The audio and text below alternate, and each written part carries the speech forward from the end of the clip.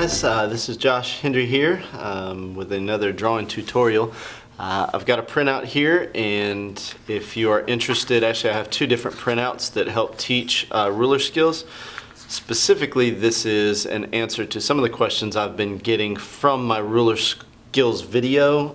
This turns into a more in-depth look, basically drawing a grid, which handles a couple of other skills. So I actually have an entire curriculum, and if you have any interest in going through the entire curriculum, I can make that available to you along with some instructional videos. I just don't know how much interest there would be out there.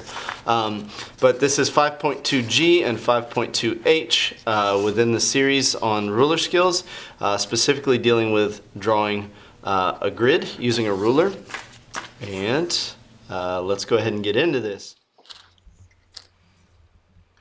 Okay, the first thing we want to do is make sure that we zero out our ruler. That means that the zero on the ruler is right on the edge, and then we will mark each inch mark with a slight little tick, and then slide the ruler up to the top and repeat that process.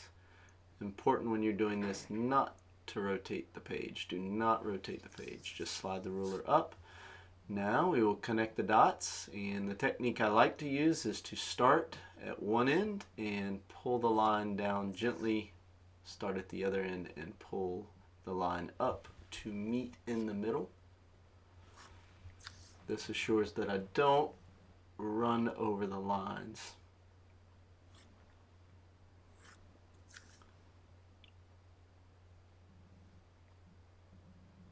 And when I press down the ruler, I make sure that my hand has got a firm grip on the page and on the table so that it doesn't slide.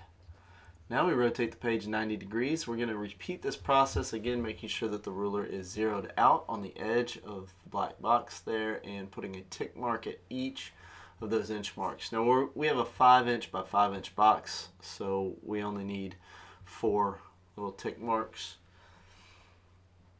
And we're going to do the same thing with our ruler. Again, I'm a lefty, so most of you will probably be doing this right-handed, but hopefully you'll be able to kind of apply the same principles. You'll just be holding the ruler with your left hand and making your marks with your right hand.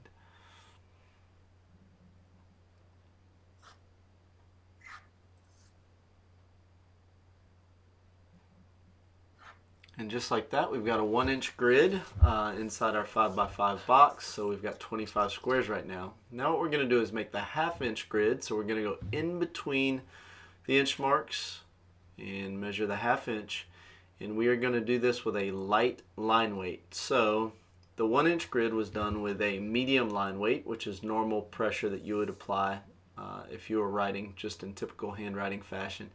But now what we're going to do, so we're going to go with a feather light touch, and we're going to make the line as light as we can, almost invisible. So if we were to look at the page from, I guess, about 10 to 15 feet away, those lines would practically disappear, the lines we're getting ready to make here. Okay, I'm using the same technique as far as drawing the line down and pulling it up to meet in the middle, but this time I am barely touching the pencil to the page. And this takes some practice. It really does. Students in the classroom, it could take anywhere from 2 to 3 weeks, which is 2 classes per week. So what are we saying, 4 to 6 classes, about a half hour to 40 minutes. It can take that long for them to start to gain some confidence in doing a light line weight. So we tend to just draw at whatever level we are accustomed to writing at, and when you get into the classroom with me, that's one of the things we work on really early on, is how much pressure are you applying, because that will affect a whole lot of your drawing skill. So the lighter touch you have, the more effective you are at communicating. I think of it like whispering as opposed to speaking in a normal speaking voice.